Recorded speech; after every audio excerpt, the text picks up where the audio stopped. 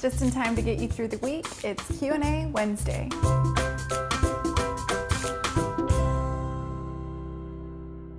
So today's question comes from Dallas, Texas. Carrie writes, "It's me, Carrie from Dallas." Hey, Carrie. I'm asking a question on behalf of myself and several other property managers in our company. In the last year or so, we've seen the rental market really start to make a comeback. That's really true. With that, we're getting a little more aggressive with our rental increases. Is there any suggestions you can share about rental negotiations? And how do we get our teams on board? Right now, all of those conversations are directed my way. Thanks so much, from the Big D, Carrie.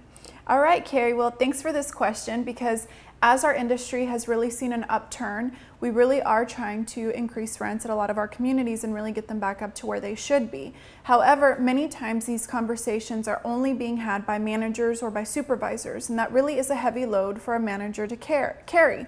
So today, let's start by how we present this to our team.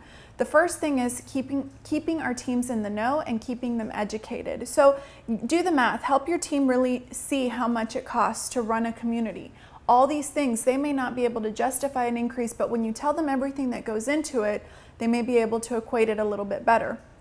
The second thing is do the math. Show them how only a $10 increase at a 100-unit property can mean an extra $12,000 in revenue for the company. So it helps them to really, again, see the full picture of the operations side of things. The next thing is to give the leasing power back to your leasing professionals. Help them, role play with them, have them comfortable with having those conversations to really sell the value. You know, a lot of people don't like to role play, but sometimes it helps you to really prepare yourself for when you have that real conversation. That way, when you get there with a customer, it's like you've already done that. You've already been there before, so you know what to say. You know what objections you're going to face, and you know how to overcome them. Now, sell the value of the renewal at the community. Know your competition, know what they stand for, know what they're doing for renewals. That's going to really help get you get a leg up on the competition if you know what it is that they're offering. Now, remember that the cost of moving is something that you can also present to your current residents, but your leasing professionals have to be comfortable talking about that.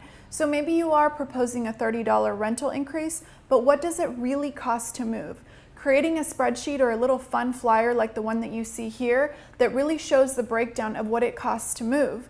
And there's a lot of things that you can't put down on paper, just the stress. Moving is one of the most stressful things that can happen in somebody's life. So what is that worth to them? And again, having your leasing professionals be comfortable walking them through that process and really asking those hard-hitting questions. Now, another thing that you can do is create a little marketing piece that talks about how the grass really isn't always greener. Sometimes people think that if they move across the street or down the road, they're going to get so many other things. So creating a little spreadsheet that talks about that. Maybe even tying it into a comparison flyer. Not just comparing prices, but comparing amenities. People don't realize sometimes that what they're giving up for a lower rent is amazing amenities or quality of life. And if you can paint that picture and really show them, all of a sudden it's not just a rental increase, it really shows that it's a lifestyle that's coming with this. And most people want to maintain a certain standard of living, and most people understand that it takes a certain amount of money to keep a certain quality. So those are conversations, again, that you have to get comfortable with, Carrie, and that you have to get your team comfortable with. So these are just a few fun ideas. If you've had some great suggestions on how you've taken care of rental negotiations, or maybe just a few little tricks or tips, please share them. I'm sure Carrie would love to hear your input as well. Now, if you didn't feel that this answered your question, or maybe you have a question completely separate of your own, email me personally at barbara@watchyourbusinesssprout.com. I love to hear from you guys. And as always, be sure and check us out at www.watchyourbusinesssprout.com. Now, if you like it, show us some love, like it on Facebook, tweet about it, share it with your friends, share it with your coworkers, share it with anybody, right? And don't forget, come back next Wednesday because we have a date. It's Q&A Wednesday. All right, see you next time.